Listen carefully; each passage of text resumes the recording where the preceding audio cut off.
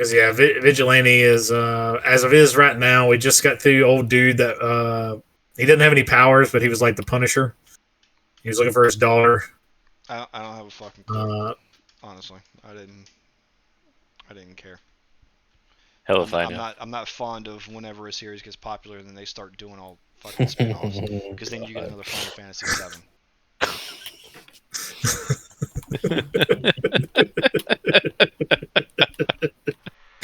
You know what doesn't have a spin-off? Our game. Yes.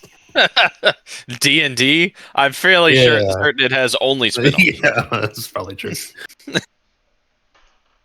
Well, the spin-off of itself, for Christ's sakes.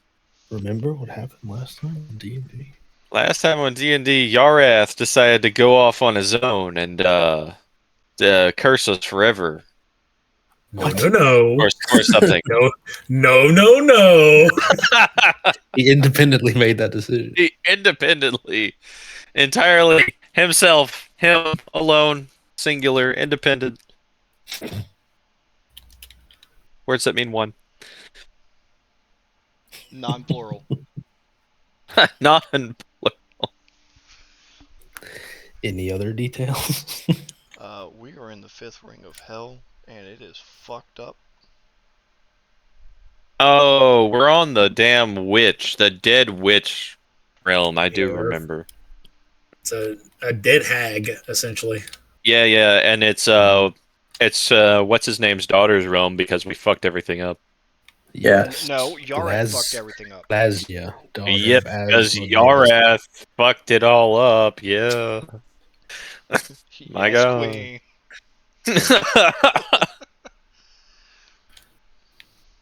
Yes, he rewrote history.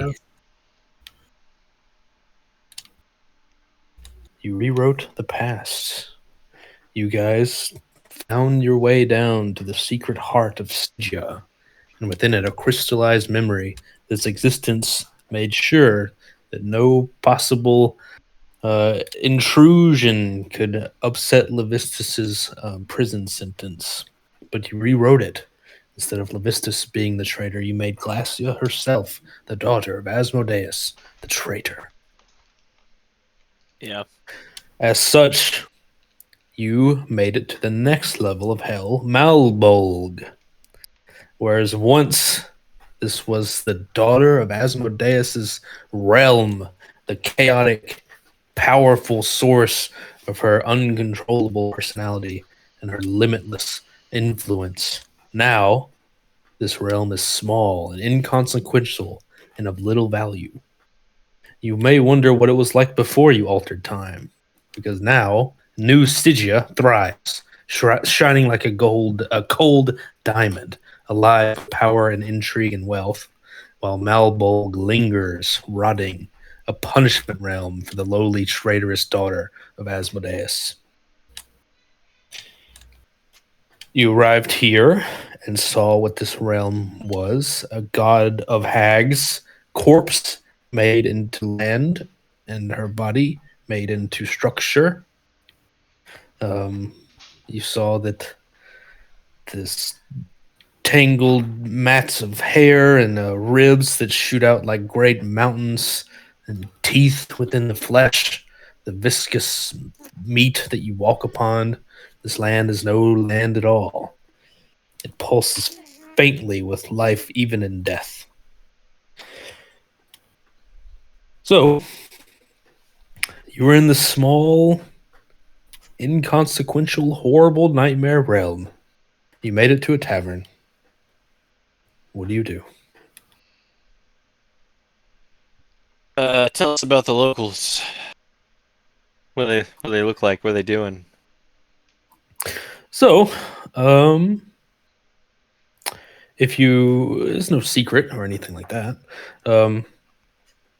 You have made it the sign of the Hag's Arms, which, disgustingly, is built into a section of the Hag's arm.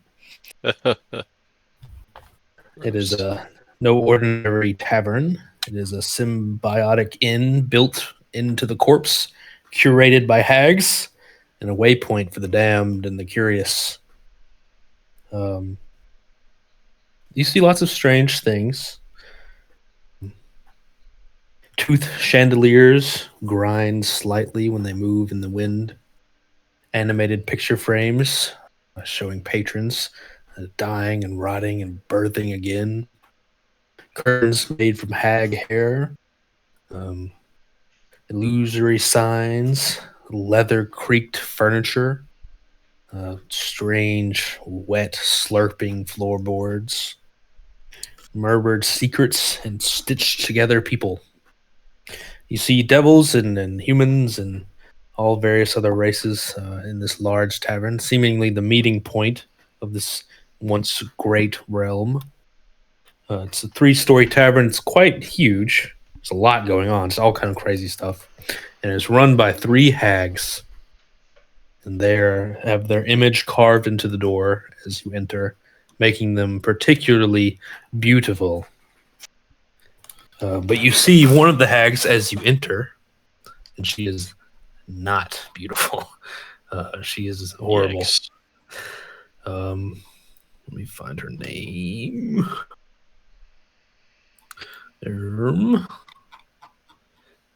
I have about 9,000 pages of notes. Need their names.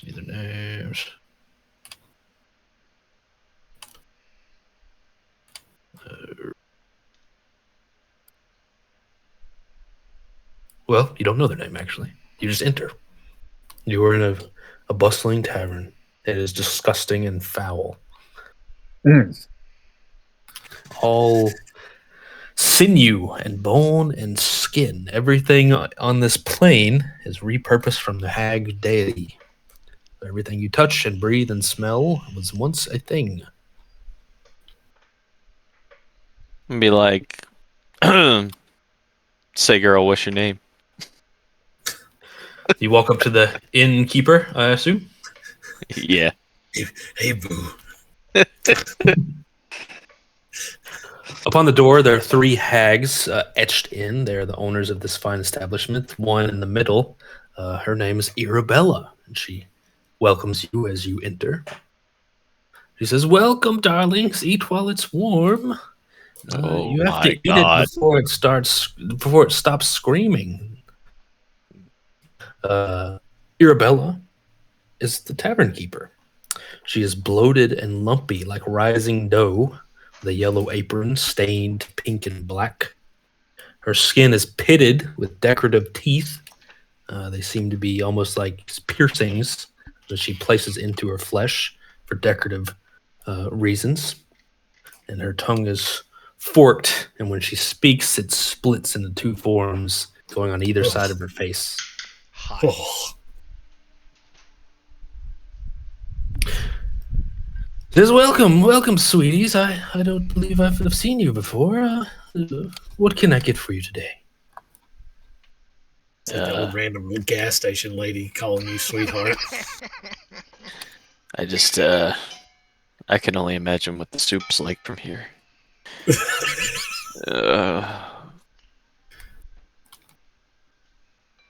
What is the nearest escape route, please? That's kind of how I feel right now. Oh, nothing for me. Just looking for information. Would you like to inquire about the soup of the day? Oh God, no. No. Maybe a culinarian like Souffle would appreciate that more than I would. Look, I'll get to that. You first. Yeah, he says he's like a bull. The special today is maggot chai and stitched surprise. Oh, okay. Why does it need to be stitched? Like, why do stitches come into that? It's on me, baby. It's what ties the ingredients together.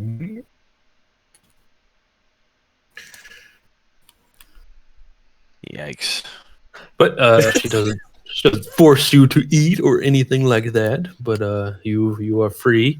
This is kind of like downtime. You You can walk around, see the sights, see what's going on, speak to anybody. You don't have a specific goal or anyone accosting you necessarily, so feel free to do whatever it is you'd like. Or just rest and prepare or anything, really. The world is your oyster. Do we need to rest? We're rested up.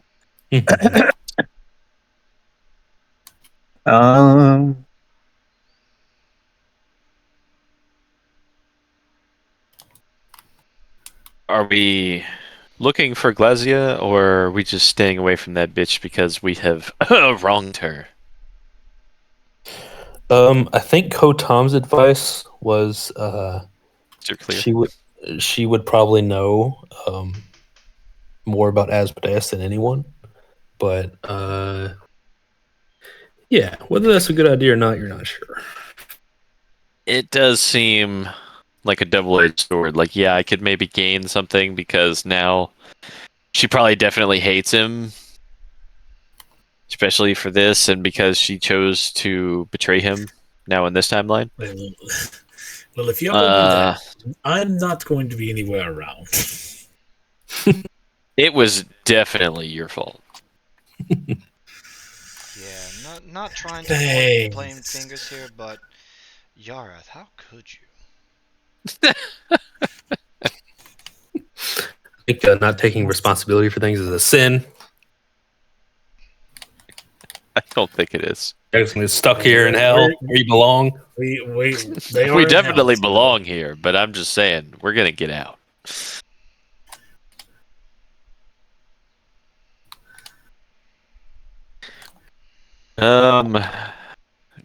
That's up to you guys. Do you want to seek out Glazia? I don't know if that's a good idea. Because what if she knows that we... I mean, would she have any chance of knowing that we fucked her?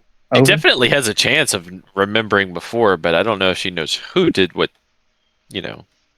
I can remind you. Someone made a really good arcane roll. Joshy or somebody? I think it was Josh.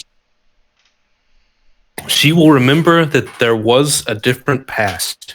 She doesn't know you guys did anything to do it, but she has this underlying VHS tape in her memories of what is and what was. Is that proof or anything? She doesn't know. No one would know, but it feels real. Yeah.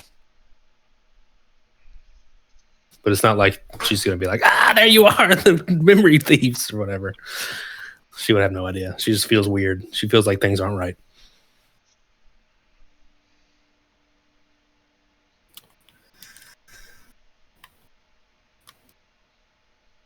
I mean, it's up to you guys. We could go see her and see if she can give us some insight in how to get over on Asmodeus. I just don't know that she's going to even do that, even if we do go see her. This is true.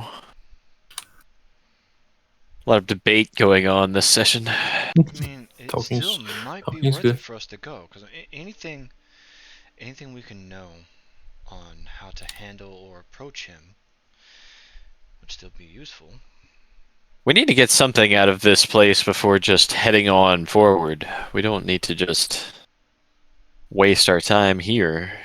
We need to get something from, being here. There is a performer tonight, just to add ambiance.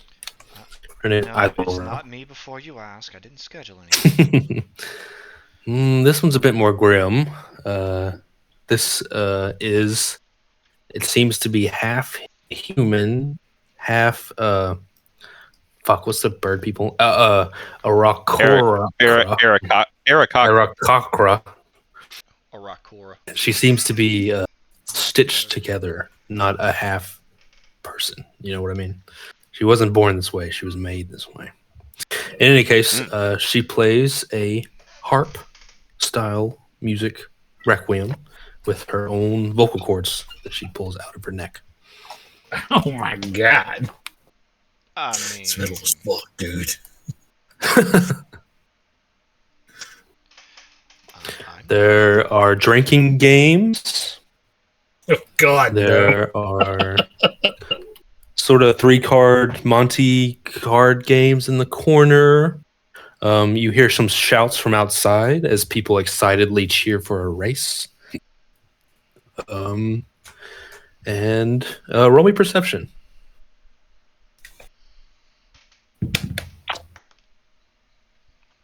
22. 25. 25. With patches. I got a rock. No, it's 16. But you know what I roll. You see one of the hags. They're very powerful hags. If it wasn't obvious to be in this place and what they're doing, even though they're kind of tending to this tavern, they're huge. They're about 9 foot tall, and they're lumpy, like meaty, fat things. They have no beauty within them in any way. They're just foul, misshapen, asymmetrical hags. They're meant to be disgusting to look at. One of them, one of the owners, is dressed in a surgeon's outfit. Her sash covered in blood, and she has a face mask on, hiding her ugly face. And you see her not give you a second glance as she goes into the basement.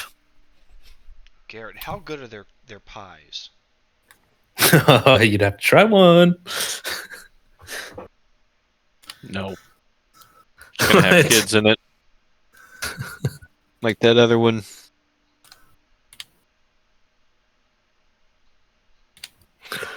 Would you like to see the pie menu? You know what? I will take Oh the my soup God. of the day. Jesus.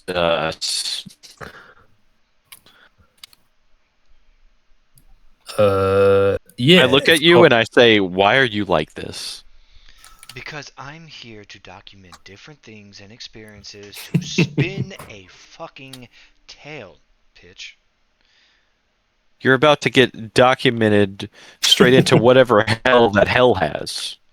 Well, you know what? Sometimes you have to have experiences, and sometimes you've got to live those experiences. I mean, I know you remember RoboKez and the fucking raw meat that we had to eat that you so elegantly burnt in the presence Cooked. of their ceremony. Well done. Cooked Seared. When it was supposed to be raw. You know, that's kind of offensive to some He didn't people. say that was part of the rules.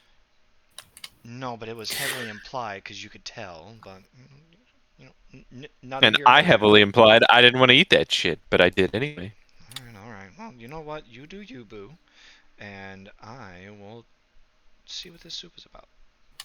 Listen here, I've eaten more people than you. The special today is 2 gold, Mr. Souffle. So says the large, angry hag. She says, oh, darling, it's 2 gold, and I'll give you something delicious. No. I'll look at her. No. How about 1 gold, since I'm brand new to this fine establishment, and I might give me a persuasion. I might join. This is like the festivities tonight.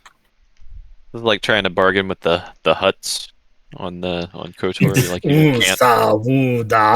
Yeah. 26.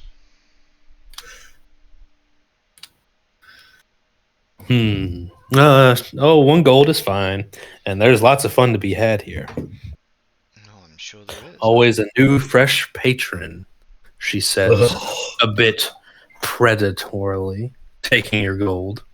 She holds it in her palm and it disappears, not with a finger trick, but it just simply ceases to be. You're not sure where it goes, but who wants to know? I'm not sure. The stitched surprise is a shepherd's pie style soup that is a rich, meaty broth with a layered, stitched together layer of meat on top. And as you look down at it, it mimics your own face. The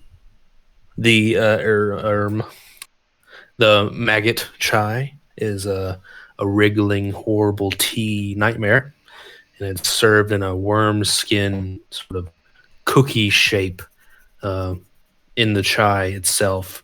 And when when you take a drink, they all burst out. It's foul. Boba. No. Do you dare take part? Yeah. Hell no. Which do you eat first? Let's do the chai. Try first.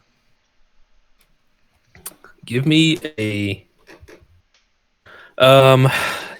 give me a con save. Con save. Yes. 20. This is to not throw Sorry, up. I lied. 19. I don't know why I thought 6. Okay, you're good. You're good. That was purely to not throw up. As I don't know how detailed you guys want me to get, but they put it in a little worm skin sack, and when you put it in the hot water, it all goes everywhere, and it's like boba, but they're living worms. It's like that cheese. Souffle, there's an interesting effect. I don't think anything a hag could ever do would ever have a not secondary effect.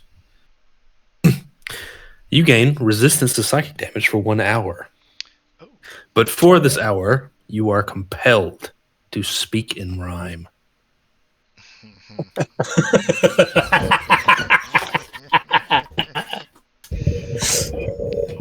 If it was going to happen to anyone, it might as well be him. You might want a carrot. Or grab a parrot. Oh, fucking good luck, man. Dare you try the pie that smiles back at you? Yes, I do.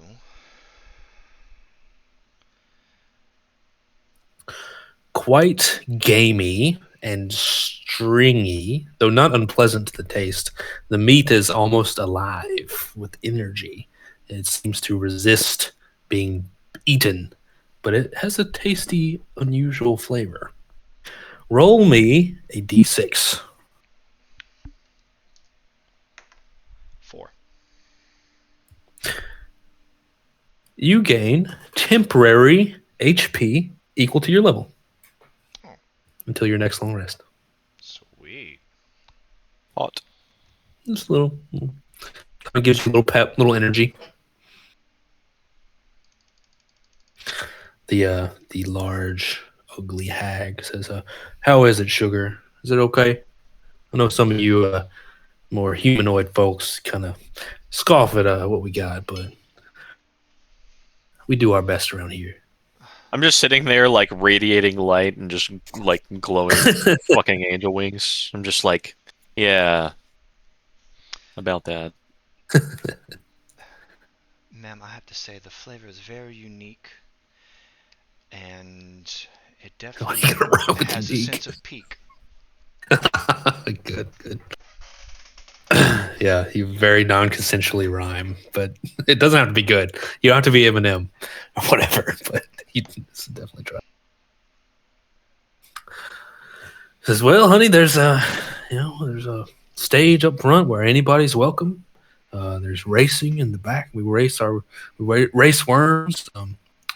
Race worms. My sister can stitch you together however you like. You just beautiful. You enjoy your time here." Oh yeah. I'm just like slowly backing up out the door. I give her a nod. Yes. Okay. Anything else? You guys are kind of just you're unchained. It's up to you guys what you want to do. I am discreetly leaving. That's an option. You don't want to try any food? There's a whole menu. Oh no! Oh, I'm so full, so full. I think I'm gonna hold off on that.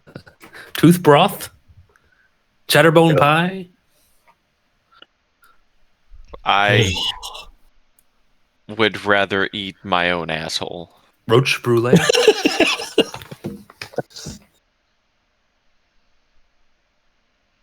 So what do you guys do then? Leave? I'm going out for milk, son. I'll leave. Okay. I'm trying to figure out whether we can go visit what's her name or not. So, yeah. Well, you guys will have to discuss that. But as you can see, the realm is small. whereas once it was second only to Asmodeus himself. Now it is a tiny prison on relative to the infinite size of the other realms. You can see Glasia's citadel. It is dripping with tragic elegance, metaphysical weight, and theatrical horror. This place looks like a haunted keep instead of a great castle. It is surrounded by echoes of the past and has a bit of a dour, haunting visage over the land. And you can see the great citadel from the Hag's Arm ahead of you. If you wanted to speak to the daughter. I don't know. What do you think, Patch? If we do, we should wait till John can actually talk. Yeah. You guys chill out for like an hour. Yeah. Boo. Well, we could just make him talk to them in rhyme. And I can tell you right now, he ain't fucking scared. He'll rap battle anybody. Facts. That's a fact. All right, y'all want to leave the tavern, or are y'all sticking around for the entertainment? What is the entertainment again? This place is huge. Half human, half Aarakocra lady. There's a lot going on. There's a woman performing on stage, and she's playing her own vocal cords as a harp. Yeah. There's games of chance and fun. People are playing card games and drinking games. There's races out in the back. There's all sorts of things. It's a big place. I mean, this is just an aside for recreation. Yeah.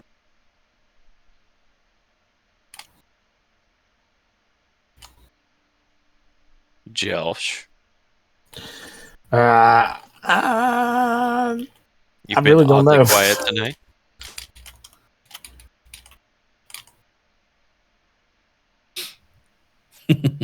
You guys don't. I really don't know. Voice paralysis. We'll stay for a little bit for the entertainment. I mean, yeah, I'm down for that. Yeah, sure. It's just going to diminish John's rhyming time, but okay. Sure. You wait out your punishment for drinking maggot tea. In the back courtyard, if you can call it that, they're betting on massive flesh worms that race through a track. People are playing like 3-card Monty sort of thing. And the next karaoke guest is what appears to be a ghost. Some sort of poltergeist-like entity. It flows and is barely there, and it makes a baleful moan as its performance, quote unquote. And you guys rest and relax.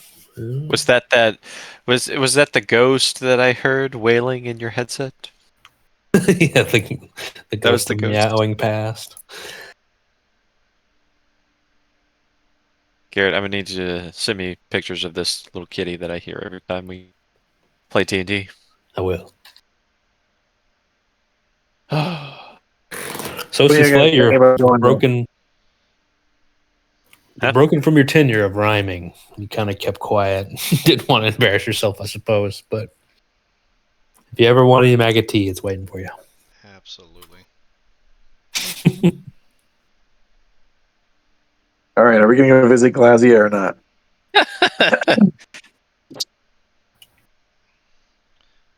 Yeah, I'm down with that. Think so, John? Yeah. I'm not Seems rhyming to anymore. We waited. Now let's go see this whore. Oh, God. Facts. Walking to the Citadel, you could almost feel what once was. The Citadel is now almost vacant, empty. There's no power to be had here, no politics to play, no backs to be stabbed, no power to be gained. It's just an empty shell, almost like a prison, much like Levistus himself. The citadel is shaped and made as an opera house, constructed from rib arches, obsidian balconies, and velvet red marrow. Yikes. There are several rooms you can walk through as you enter.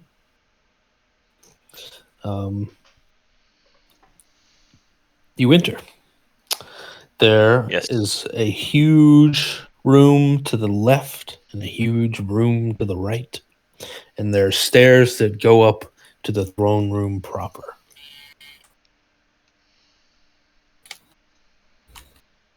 Well, fellas, which way do you want to go? So there's left, right, and throne room. Yes. You hear any sounds? Yes. Coming from any directions? To the left, there is a group of devils performing music. To the right, there is a great hall, and it's full of clothes, interestingly enough.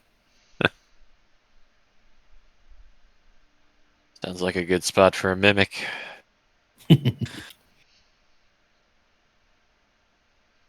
And then head into the throne room proper. Gosh. I say we just march into the throne room. Waltz right up in this bitch. Let's do it.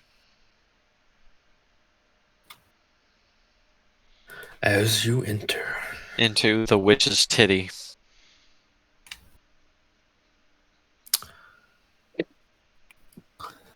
Glazia. Roll initiative. Glazia, once the second in command, is now the fractured.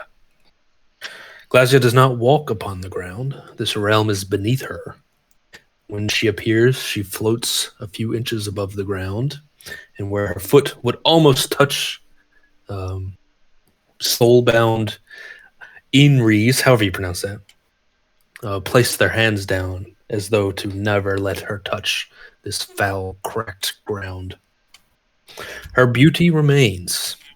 She was once known in that other past as the most beautiful creature, celestial or devil. But it is now twisted and knowing. She wears, instead of her chaotic battle armor, you see her now in elegant funeral attire, fashioned from black silk, stretched thin, stitched into a tight corset with bone lace. Her face is a stoic mask that cracks only a little when she speaks.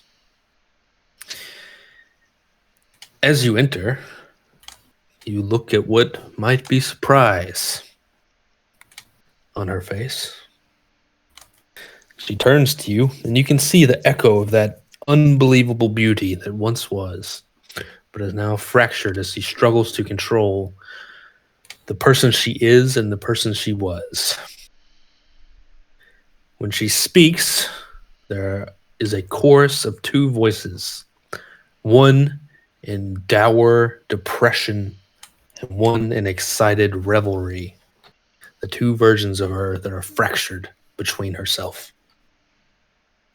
As you enter, the great goddess turns to you and says, in two voices, she says, "What manner of creature enters my throne? There is nothing for you here." All right, Silver Tongue, do your thing. Glazia, while that may be true in hindsight, that is also to be false. You are here, are you not? And though the times may have waged their proverbial weight on you, you are still as elegant as ever, my lady. We really doing this? You want me to fuck her? It's up to the dice, my man. I'm sure your silver tongue does well in the realm from which you came, but I am just a traitor, bound to rot. I have no interest in compliments. Well, Give me an insight check, Tooth. compliments be they are still very much the truth, as I see. Is it insight? Yeah. 16.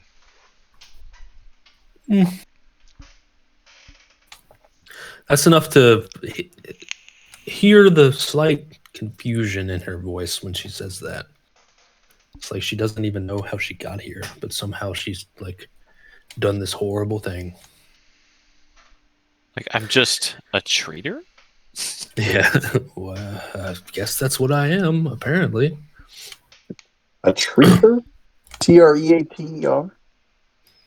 Yeah, traitor. Like, like... Trader Joe's. Yeah. Like Joe. Oh, A trader named Joe. Mm-hmm. Yeah, like Yeah. she has an inventory you can buy things from. I'm just a traitor. Just a trader.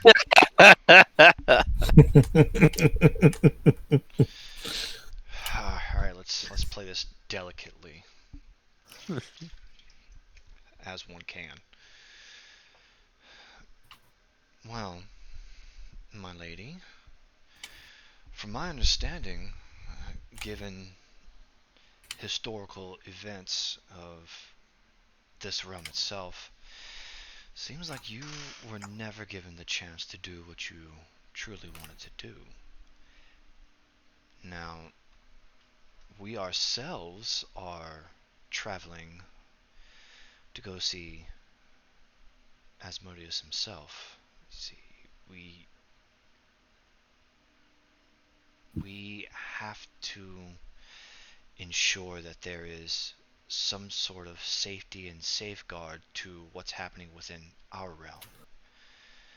And the bumbling idiots in our realm decided that the best course of action was to give Asmodeus a gift, not knowing the full circumstances of if that gift was to be killed. What would ultimately happen to the realm that they and us reside in. Now, from what I gather, there seemed to have been a meeting of the minds some eons ago, and you never got the chance to show dear old daddy what you were all about.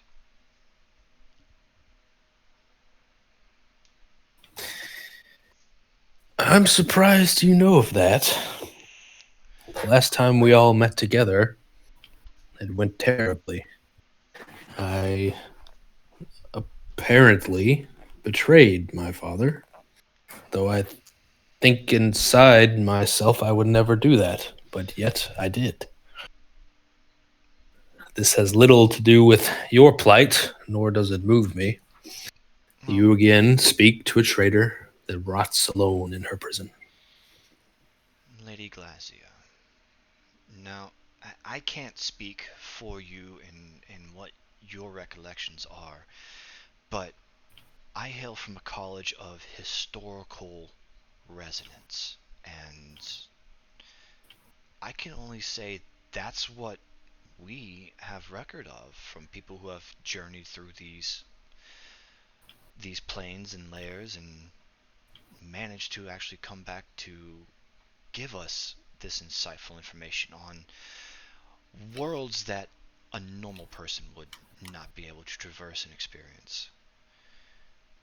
And from what my extensive studies have shown, and what I have gathered, is that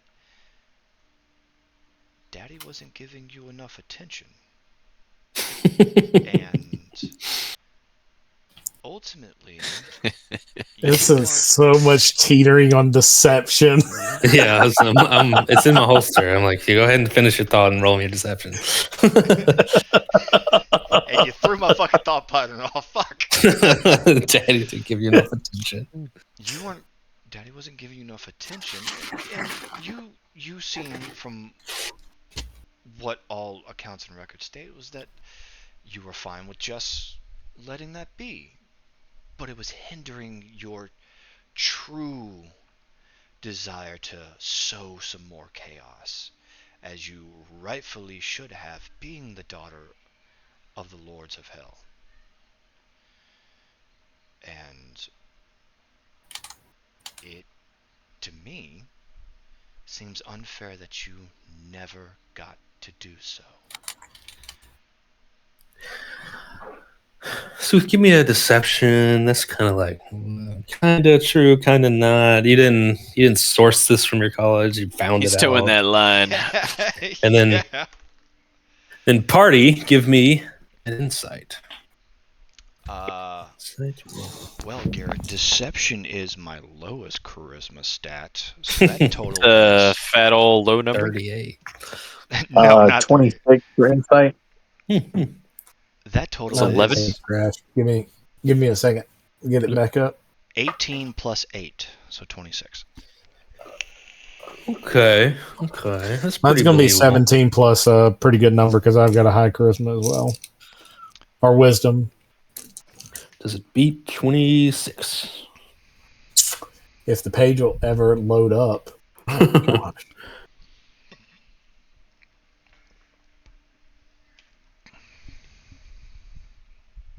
Everybody must be playing D&D tonight. Jesus. I'll say you two tied. So Patches and Joshi Yareth. You watch her as the bard speaks, as he is wont to do.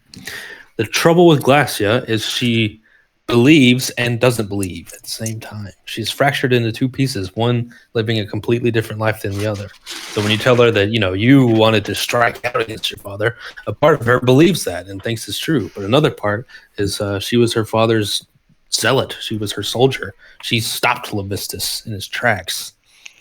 So it's tough. You're dealing with two parts of a whole.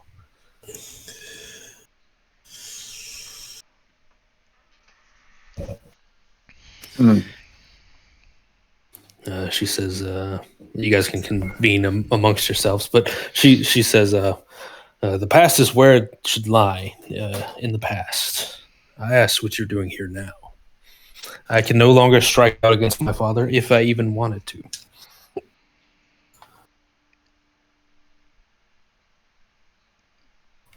Well, I wonder if there is some way that we could possibly, on your behalf, speak with Asmodeus as supporters of you, so he could possibly forgive you for some of the wrongs that you've committed. Forgiveness is not something my father does easily, but what could you possibly tell him? Well, that's a good question.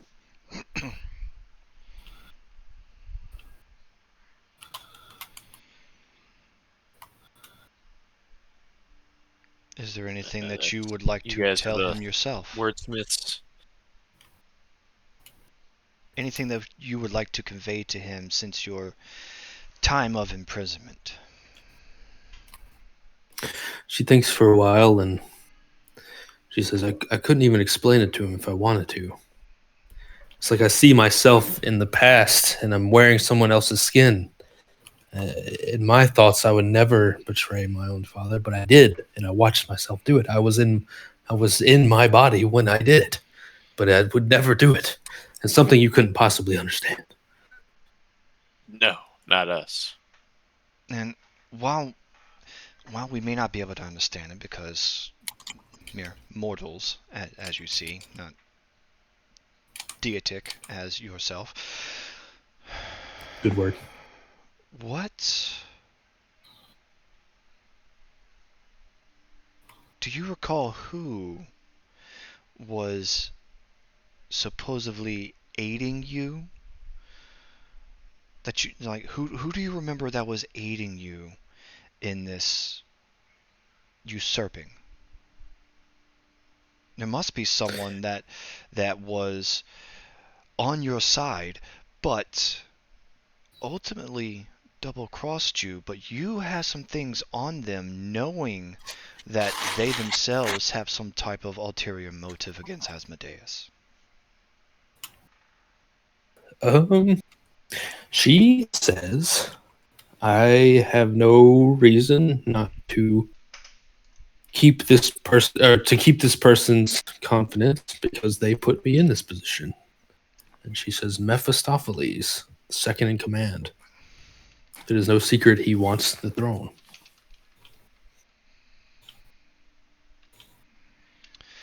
So Mephistopheles. So he colluded with, or not colluded, sorry, confided in you to help this usurping, but ultimately he betrayed you, knowing that you, in all your beauty and standards and chaotic desires, would cause him problems. And he naturally took you out. So now, because you aren't here, that's one less step he has to make to take the throne. And you're certain of this. You see her kind of make a grimace as she tries to remember memories that aren't there.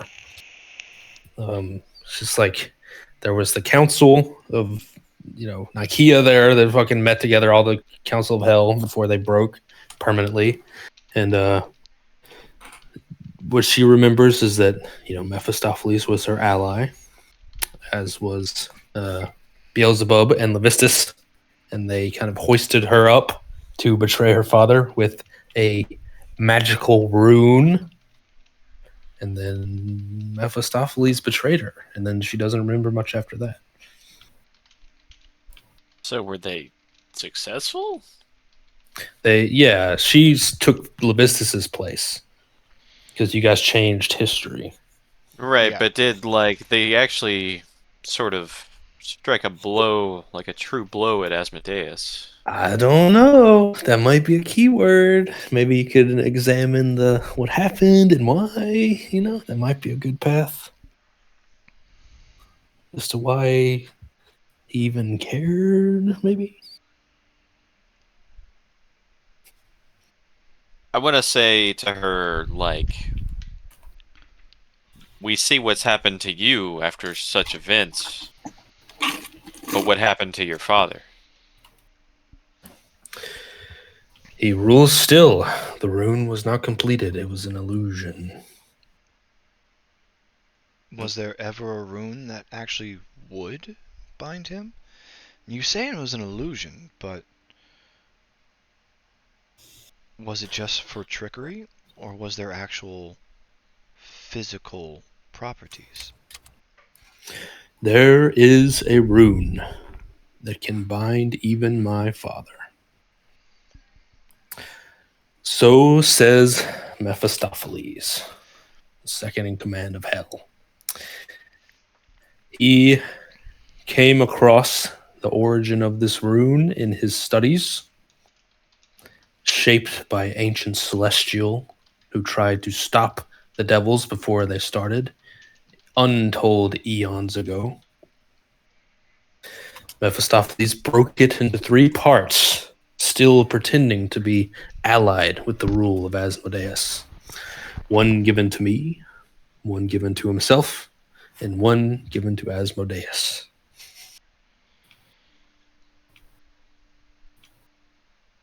So if I'm hearing you correctly, You have one. in the attempt to bind your father, Mephistopheles did not use the rune. Do you have Yes, your rune on you still? I still have my great rune, yes. So, is this rune able to be made and copied? Can it be manifested in likeliness and still be just as strong? Or is there only one version of it and it's yours? One part of the third, and I can't imagine what possible magic could copy it. That would be some impossibility even for me. Maybe a higher god could help you with that one. But if Mephistopheles was able to find it,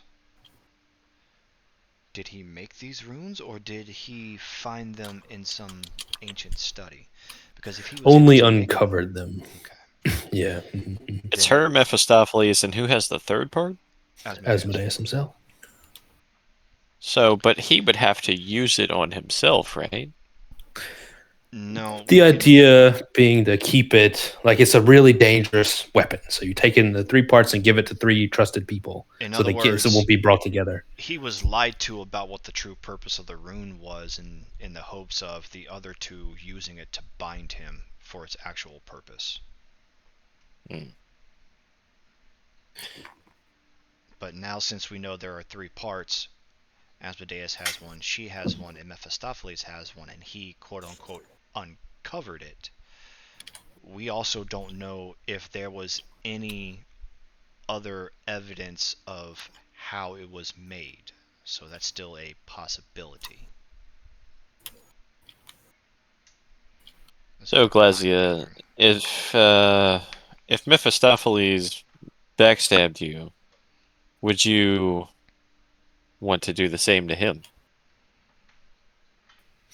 I would be happy to see him die. But you're pivoting, little angel. You wanted to see my father.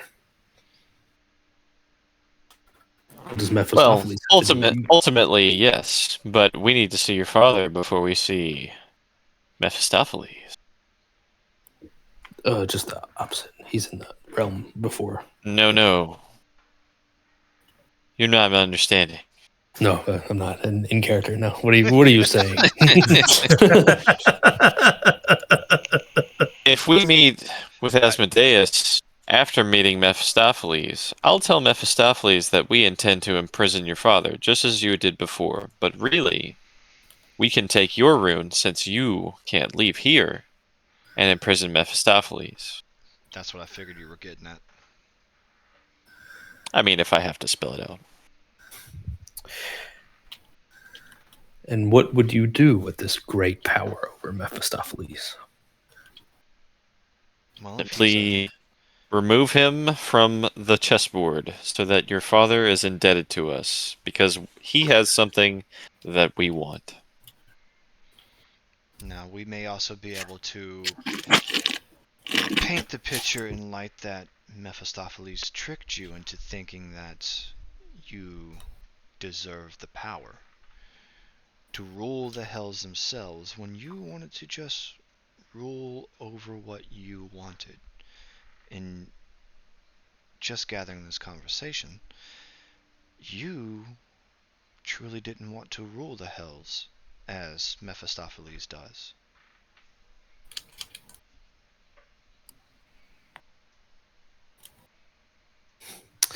You have my attention. But trust is hard to come by in the hells. That's understandable. And what would we have to do to earn said trust from you? I think you should be judged. By whom and how so? By me, and in a court. I don't like where this is going. Garrett, are you specifically making half of the encounters in hell have to be used with nothing but charisma abilities and going to give me a fucking disadvantage on all of them? Well, this is the realm of devils, not demons, so there is a lot of talking, a lot of politics, a lot of backstabbing. No, I understand. Demons are different from devils because devils' words carry a lot of weight. Oh, yeah. I look to the other guys. Well, fellas, what do you think? I think we need to get the fuck out of here. I mean, I think the wisest decision I could possibly make right now is to leave. Yes, but what if this is something that will heavily tip the conversation with Asmodeus in our favor? 2 words: risk and unwise. I mean, I don't feel like it's. I'm going to say I don't feel like it's enough for it to tip the scales. If that makes sense. I don't know. Pitch did have a good plan on tricking Mephistopheles. I mean, you got her interest for sure. You kind of hit the good keywords, but she wants to give you a job interview before she just gives you a great move of power. Glazia, queen, lady. Yes, oh charismatic one. Do we all need to be judged, or just one? All of you. You know, I'm gonna roll a 4 and we're all gonna be dead. You know I'll do. I don't even feel bad about it. I know it's gonna happen. Is it okay? So when you say in a court, who is representing us? You will represent yourselves, and you will answer my questions. And if they are appropriately answered, then I will consider your arrangement.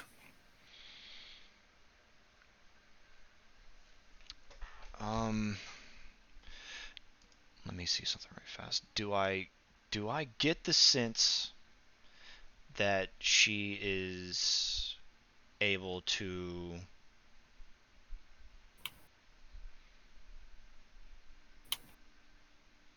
monitor any thoughts or anything?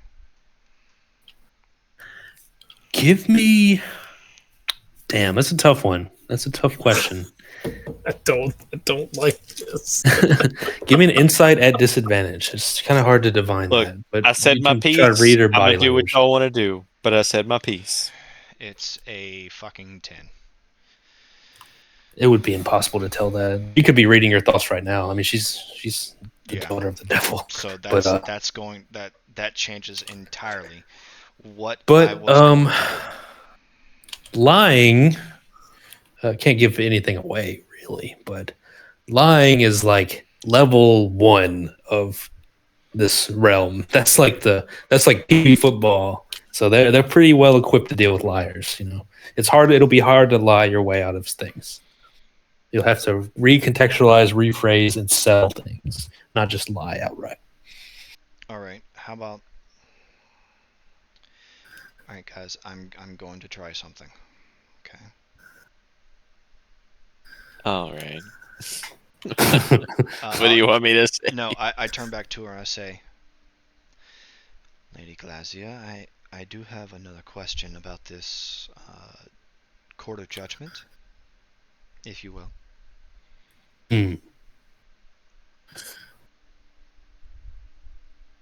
Go on. There's only 3 of us that have a contract to not cause harm to your father.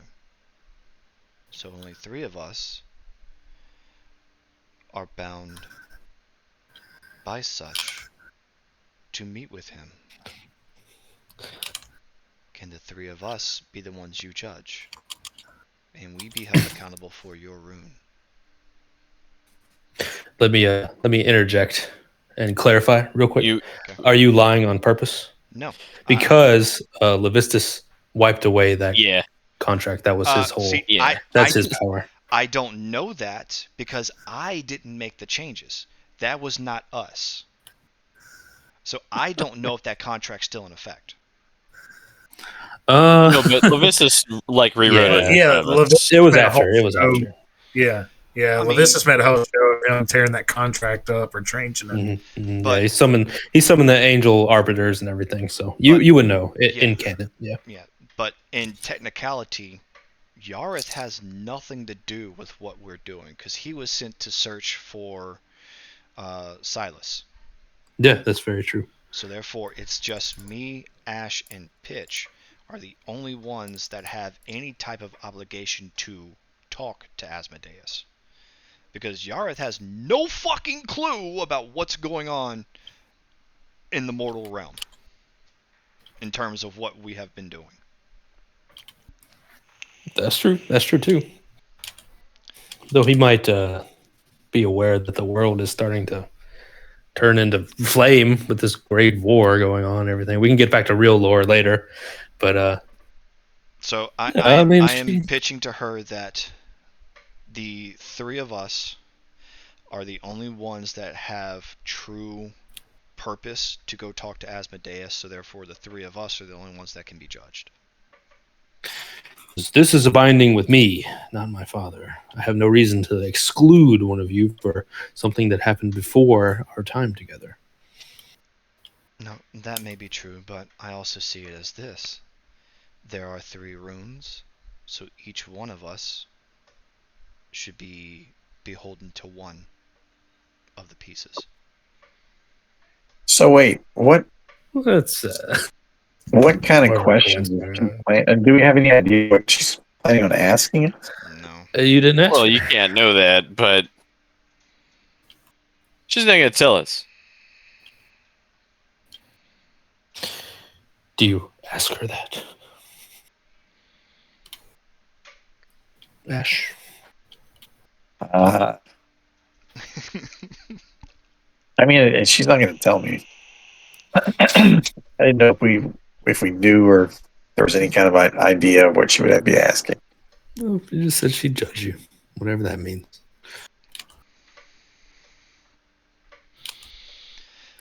And she wants all of you. Well, I am willing to be judged, much like we were in Starfall, for actions that we did not commit. Well, I probably can't lie. Keep that one in mind. With a snap of her fingers, the stage is set. The courtroom, quote unquote, takes more of an opera house stage. You being on the center stage and her watching from the seats below the pulpit.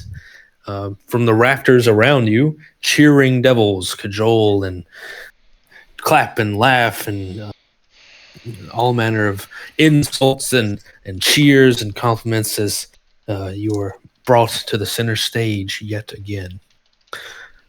Large horned devils carry heavy rings of what looks like dirty silver, and they drag them as though they were with a great and terrible weight.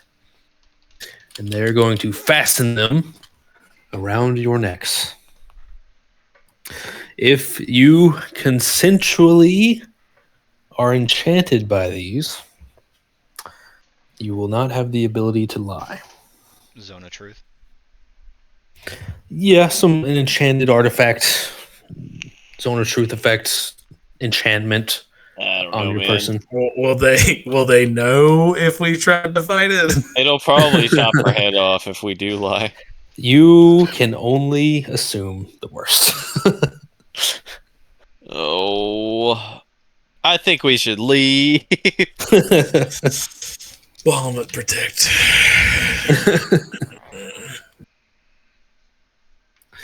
Everyone agree to this trial by fire? I don't know, Patch. Yeah, let's do it. We're already here now. Oh my God. We're already in that. So. Oh God, this is fucking TPK right here. Ash is up for living the life. Live for the moment. Fucking the heavy collars are put on your necks. What is everyone's alignment? I don't remember. Chaotic. Originally, it was chaotic good, but I would say I'm more like chaotic neutral now. Now, so good, neutral? No. Yeah. I've been chaotic neutral the whole time. 2 neutrals. Now, Pitch and Souffle. Would you say you lean good or lean evil through your actions? I'd still say I lean good. I let that little mouse keep his ring. That's true. That's that's like a Mass Effect. Like this person will remember that moment or whatever the fuck. Some RPG. Yeah. Garrett, I cannot answer that. If you recall all of the things that I have done, I am still in that morally gray, questionable area because they balance out. I might have betrayed a devil, but I betrayed a devil. You know what I'm saying? Look. I stole some guy's fucking shoes that his grandpa gave him. I swindled a tavern. I swindled some. Bull was in this position still. Swindled some tavern keeper, some tavern patrons out of money with a rigged fight. He puts pepper belly in fucking everything. I made a priest preach about his god being dead for 8 hours.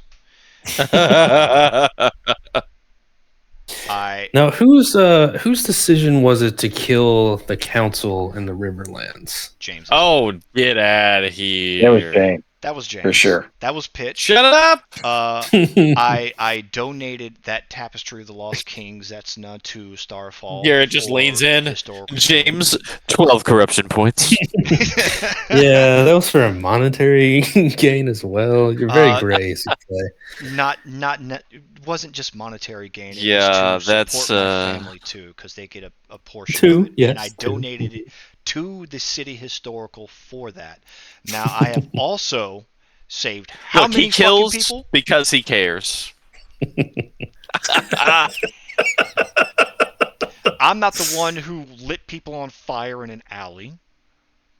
Look, I was giving them a proper burial. Just because the cops got involved in that instance doesn't mean anything. Hey, I wasn't the one finger banging dogs behind it. I brought a whole bunch of underground corruption to light in my hometown. And you did kill your best friend, your ex-best friend. To clear up for justice. Not only for the wrongdoing that's some street justice, but also because he killed the fucking king of Starfall. That's some street Listen. justice. I robbed, raped, and killed that grandma for justice. Justice. She kicked that kid back in 2003, you know? So I guess... Is Justice in the room with us right now? It's just in the room with us right now. So, Ash. Yes. The heavy metal collar sits heavy on your neck, and it burns. You feel the flames of pride and ambition kind of channeling back against your neck. But it is heavy, though it does not hold you down, and it does not hurt you, but you can feel your own sins burning away at your flesh, metaphorically, for now. Yareth, I believe there's not a lot of lore, but Yareth himself is pretty good, I think, right? A monk? Yeah, he's chaotic good at least.